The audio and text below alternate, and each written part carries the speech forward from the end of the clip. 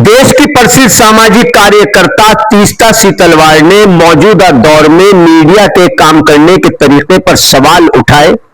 दरअसल एक press conference Mumbai press club में आयोजित की गई, जिसमें प्रसिद्ध सामाजिक कार्यकर्ता तीस्ता सीतलवाड़ ने नासिक के टीसीएस मामले में मीडिया के काम करने के तरीके पर सवाल उठाए और उन्होंने कहा कि मीडिया को जिम्मेदारी से अपना काम करना चाहिए और उसे सभी मामलों में सही तथ्यों को सही तरीके से जनता के सामने रखना चाहिए, क्योंकि मीडिया की तरफ सभी की निगाहें लगी रहती हैं और जनता को मीडिया से बहुत उम्मीद रहती है। तीस्ता सीतलवाड़ के अलावा यहां पर कई और सामाजिक कार्यकर्ता मौजूद रहे और उन्होंने भी मीडिया से बातचीत करते हुए अपने विचार व्यक्त किए। Report as a senior journalist. Thank you very much for that. Without going into the APCR report में क्या है क्या नहीं, मुझे सिर्फ इतना कहना है कि according to me and our organization, the issue of यौन उत्पीड़न की जो बात है, sexual harassment की जो बात है, वो धर्म और कोई भी एक जेंडर की होती नहीं, वो पावर और कंट्रोल से जुड़ी है। तो इसको क्यों एक धार्मिक लेंस से फ्रेम किया गया, ये मेरा सवाल है।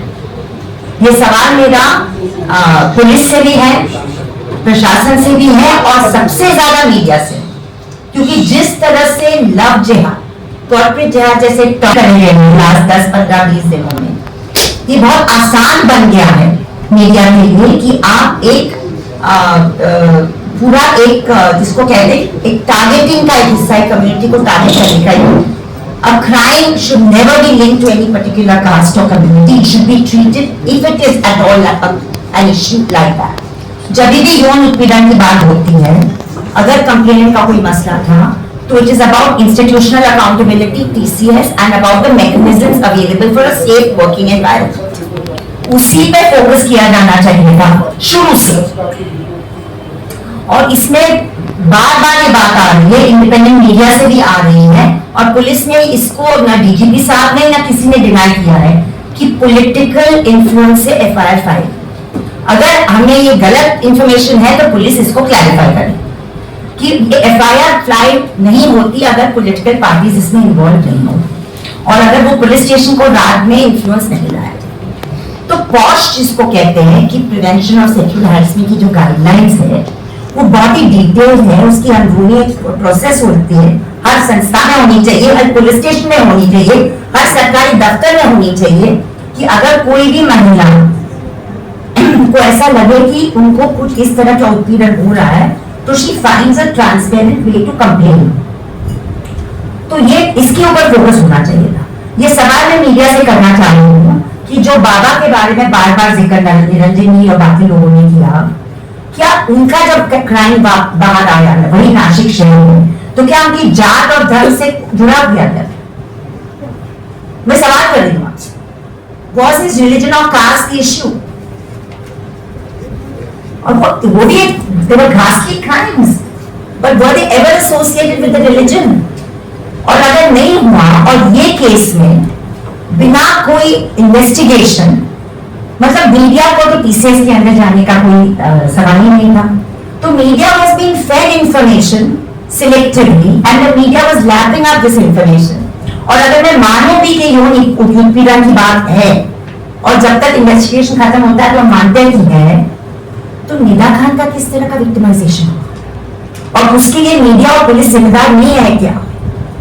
और उसका कॉम्पेंसेशन कौन भरपाई कर सकता? She is also been targeted because of her gender.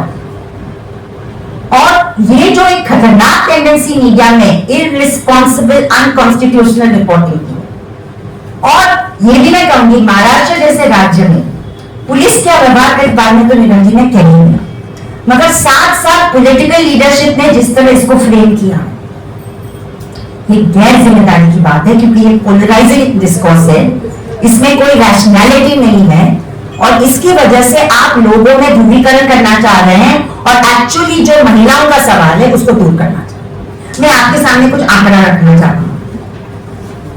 Maharashtra महिला आयोग के जो आंकड़े हैं, मैं आपको बताना चाह रही थी, सेक्सुअल हैरेसमेंट के जो आंकड़े हैं, लास्ट रिपोर्ट उनका जो अवेलेबल है Maharashtra state commission for women, वहां पे भी जा सकते थे कंप्लेनेंट, क्योंकि वो अगर आपका इंस्टीट्यूशन नहीं सुन रहा है, अगर district collector is suppose to oversee the POSH committees, अगर वहां पे सुनवाई नहीं हो रही है तो आप आयोग में चले जाते हैं।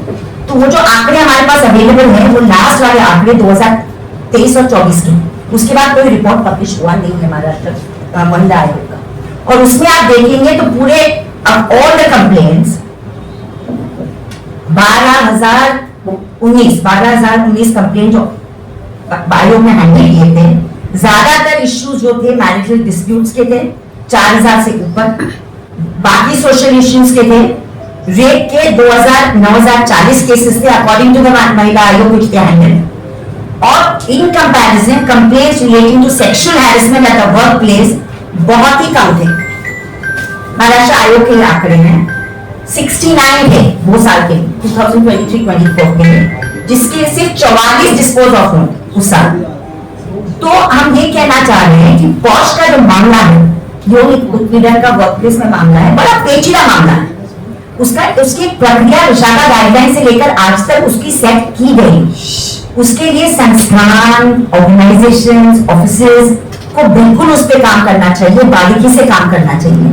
और हम मानते हैं कि उस पर अकाउंटेबिलिटी इंस्टीट्यूशनल होनी चाहिए, मगर इस तरह का बिना कोई प्रक्रिया का आप एक कम्युनिटी का विछंड करें और अलेजेड एक्यूज नाम की भी एक शब्द न इस्तेमाल करें, कहीं पे भी कोई रिपोर्ट में अलेजेड नाम भी नहीं है एक्यूज के सामने, आपने उनको बस दोषी ठहरा दिया क्योंकि आपको ठहराना है ही, ये आपका मकसद था। ये बहुत ही एक खतरनाक प्रक्रिया हम हमारे समाज में और ज्यादातर पत्रकारिता में देख रहे हैं। हम सामाजिक कार्यकर्ता के साथ हम पत्रकार भी हैं और हम मानते हैं ये बहुत ही गलत रास्ते पे पत्रकारिता पहले से जा रही थी। कॉर्पोरेट जहाज, जमीन जहाज, पता नहीं कौन सा जहाज, इस तरह के शब्द इस्तेमाल करके, और किस तरह कौन से टेलीविजन चैनल्स ने कितने रिपोर्ट्स ये इश्यू पे किए, इसको किस तरह फ्रेम किए। मैं तो मानती हूँ कि हमारे मीडिया ग्रुप्स ने, जो विभिन्न मीडिया ग्रुप्स है, उसको एक एनालिसिस करना चाहिए कि वहां पे स्त्री उत्पीड़न का मामला कहां पे सेंट्रलाइज हुआ है, कहीं पे भी। मैं मानती हूँ that was the issue that should have been actually central to the review, कि क्या टीसीएस के पास सही प्रक्रिया है कि नहीं। टीसीएस जैसे दूसरी कंपनी जो वही इंडस्ट्रियल एस्टेट में काम करती ऑफिसेज है, उनके पास है कि नहीं। क्या महाराष्ट्र पुलिस और पुलिस स्टेशन में है कि नहीं प्रक्रिया पॉश कंप्लेंट्स के लिए, क्योंकि महिला कांस्टेबल भी एक्सपीरियंस कर सकती है। That should have been the debate. The debate can not be कि आप इस तरह विछांट करके आप लोगों के पूरे रेपुटेशन और फैमिली लाइफ को खराब करें। और मैं तो कहती हूँ कि आपने एलिजेड नाम क्यों नहीं इस्तेमाल किया। सिंपल रिपोर्टिंग हमारा ये था कि अगर आपको कुछ खबर पुलिस दे रही और आपको हर बार अगर पुलिस दे रही खबर तो आपको कहना चाहिए कि ये पुलिस की खबर है, क्योंकि हमें डायरेक्टली कहीं से भी खबर नहीं होगी। जब भी कोई भी इंडिपेंडेंट मीडिया और जानबूझकर आउटलुक और न्यूज लॉन्ड्री की बात कर रही हूँ, जहाँ पे इंडिपेंडेंट मीडिया की बात, उन्होंने कोशिश की कंप्लेनेंट से बात करने की, उन्होंने कोशिश की पुलिस के साथ बात करने की, ये मालूम करने के लिए कि पॉलिटिकल वर्कर ने एक्चुअली दबाव लाया कि नहीं। तो पुलिस कहने के लिए, कुछ जवाब देने के लिए तैयार नहीं है। तो क्या हमारा फर्ज नहीं बनता कि कुछ न कुछ हम मीडिया की तरह निष्पक्षता रखें। और central issue, if at all in this case, is sexual harassment, if at all, और that should have been the focus of the media debates, not about religious targeting, not about this kind of witch hunt. And I really believe, जैसे कि एक दूसरे Sushant Singh Rajput case में भी ऐसे इस तरह का टारगेटिंग एक महिला के साथ हुआ। और बाद में क्या हुआ, जब वो बड़े हो गए, जब उसको ये हो गया, तब क्या हुआ? तब क्या दीक्षित का रेपुटेशन हमारा साइंटी बैक। तो निदा खान के ऊपर जो बताई गई है, और 17 अप्रैल को फाइनली टीसीएस के बाहर कहता है कि शी इज, मतलब कि she was not the head of HR, और वो लड़की को सस्पेंशन भी किया जाता है। आई डू नॉट अंडरस्टैंड ये लॉजिक क्या कैसे चलता है।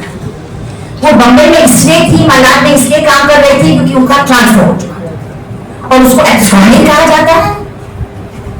मुझे याद दिलाना है मीडिया साथियों को कि जब श्रद्धा वालवलकर का भी केस हुआ था, तो इसी तरह मीडिया ने विच हंट किया था। बर्बरता का केस था, जिस तरह उसको मारा गया, सेक्सुअल वायलेंस भी था, मर्डर भी था, सब कुछ था। मगर क्या हिंदू मर्द इस तरह के काम नहीं करते क्या? उसी महीने में बंगाल से लेके बाकी जगह 6-7 ऐसे केसेस थे जो इस तरफ रेप नहीं हुए जब श्रद्धा वालवाकर का केस है। तो ये जो एक टेंडेंसी और ट्रेंड हमारे मीडिया में चल रही है कि आप एक लक्षित हिंसा का हिस्सा बन गए हैं। Media targeted violence has become one of the objectives of the large section of the media is a very, very, very dangerous trend. मुझे एक